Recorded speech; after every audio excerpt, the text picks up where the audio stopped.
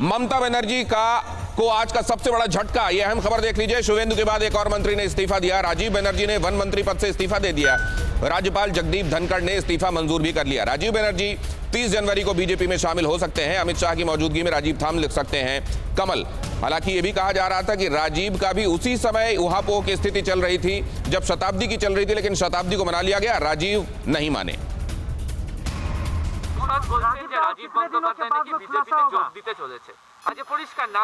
কি বলেছে আমি আবার বলছি যে ডেফিনেটলি তাদের রাজনৈতিক দল একটা অন্য রাজনৈতিক দল, তারা কি বলছে সেটা তাদের ব্যক্তিগত ব্যাপার। खालिद अब्दुल्ला, ये बेशक ये दिखाने की कोशिश की जा रही है तृणमूल कांग्रेस की तरफ से कि कोई फर्क नहीं पड़ता, और डेस्टिनेशन एक बार फिर भारतीय जनता पार्टी। देखिए, ऐसा है कि तृणमूल कांग्रेस भारत की बहुत बड़ी पार्टियों में से एक पार्टी है जिनकी जनसंख्या बंगाल की 10.5 करोड़ लगभग है। 10.5 करोड़ में अगर कोई 10 एमएलए चले जाता है तो इससे यह समझने की जरूरत नहीं है कि आपने एक गाना लगाया शुरू में क्या से क्या हो गया। तो मैं ये कहूंगा कि आने वाले दिनों में 2021 जब इलेक्शन होगा तो इन लोगों के जरिए यही कहा जाएगा क्या से क्या हो गया, और 2021 221 सीटों के साथ ममता बनर्जी टीएमसी सरकार हैट्रिक करेगी। मैं इसका पूरा आपको दावे के साथ कहकर जा रहा हूं।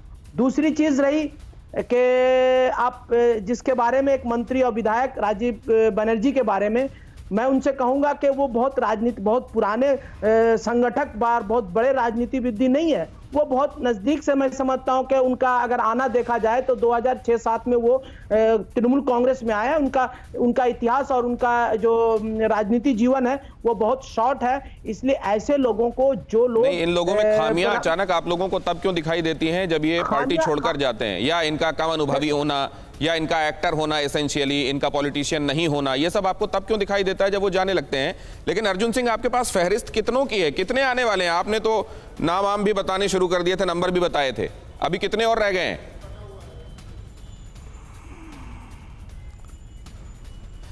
देखिए, मैं पहले भी कहा हूं कि ये तृणमूल की जो सरकार है ये बहुत जल्द ही संवैधानिक संकट इसमें पैदा हो जाएगा, और ये सरकार सुनाई नहीं देता आपको। आप सरकार आवाज इको हो रही है क्या? आपको सुनने में तकलीफ हो रही है या इको हो रही है? अभी सुनाई दे रही है। हाँ, कहिए। नहीं, अभी सुनाई दे रही है ठीक से। तो तृणमूल की सरकार जो है, ममता बनर्जी की सरकार, ये अल्पमत में आ जाएगी बहुत जल्द ही, और करीबन 41 से 61 के बीच में ये संख्या है जो विधायक इनके टूट के आ रहे हैं। हमारी स्क्रीनिंग चल रही है कि किसको लिया जाए किसको न लिया जाए। मतलब हालात ये हैं की बात करें कि वहां से तो पूरा का पूरा एक जत्था निकल के आ रहा है, लेकिन आप लोग स्क्रीनिंग कर रहे हैं कि किसको लेना है कि नहीं लेना है। अब खालिद अब्दुल्ला साहब, तृणमूल कांग्रेस के लिए क्या ये वरी साइन नहीं है? आप इसको अंडर प्ले क्यों कर रहे हैं? मुझे समझ में नहीं आ रहा है ये बात कर रहे। मैं थोड़ी सी यहाँ पे हट के बता रहा हूँ कि ये लोग आज 6 महीना पहले, अर्जुन सिंह जी को मैं कह रहा हूं कि अर्जुन सिंह जब 6 महीना पहले तृणमूल कांग्रेस के ममता बनर्जी के सुबह शाम 4 बार पांव में नमस्कार करते थे, करना भी चाहिए था।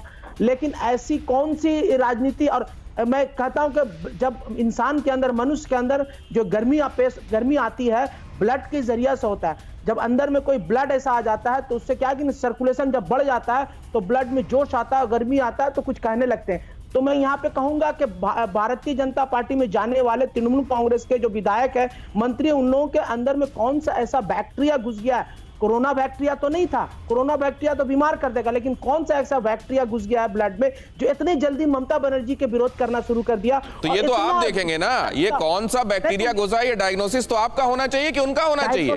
डायग्नोसिस तो बीजेपी, भारतीय जनता पार्टी कर रही है, लेकिन इन लोगों को एहसास नहीं, इन लोगों का रिपोर्ट ठीक नहीं आ रहा डायग्नोसिस का। भारतीय जनता पार्टी कहती है कि हम इसको सर्वे करेंगे, इसको सर्च करके लेंगे, लेकिन सारे लोगों को ले रहे। जो लोग शुभेंदु अधिकारी को ये कह रहे, दिलीप घोष, ये लोग हमारे 2011 में जो हमें अटकाया था, रास्ते में रोका था, वही हमें फिर स्टेज में बैठा रहा। तो बैक्टीरिया तो पहचान ले रहे, फिर भी उनको लेने की मजबूरी। अर्जुन सिंह कुछ कहना चाह रहे हैं, आपकी बात पर सुनिए जरा, क्या कहते हैं अर्जुन सिंह जी? ऐसे लोगों के साथ क्या स्क्रीनिंग हो रही है? शुभेंदु अधिकारी को ले रहे हैं आप? और मैं समझ रहा हूं कि आने वाले दिनों में ये पूरे देश खालिद पश्चिम बंगाल को बहुत खालिद जी सुन भी लीजिए। हाँ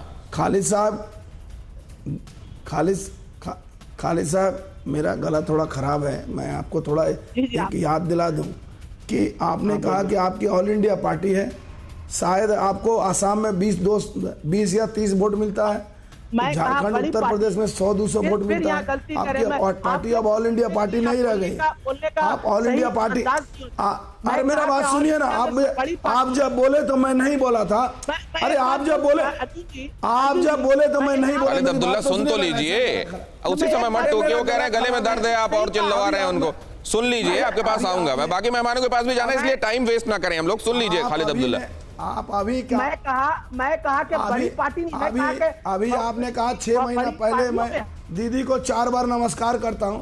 देखिए हमारे संस्कार में है कि हम बड़े लोगों की इज्जत करें, लेकिन मैं 18 महीने पहले पार्टी छोड़ चुका हूं। और सुनिए, आप लोग ना अपने सत्ता के लिए आप लोग किसी का भी कत्ल कर सकते हैं, और वही ममता बनर्जी जी आपके कहने में, आपके उस्काने में आज किसी का भी कत्ल करने को तैयार है कि उनको सत्ता में रहना है। अरे जबरदस्ती आप सत्ता में थोड़े रहेंगे, आपको पब्लिक चुनेगी, आपके साथ आपके लोग आपके साथ रहेंगे, तब आप सत्ता में रह सकते हैं। ठीक है।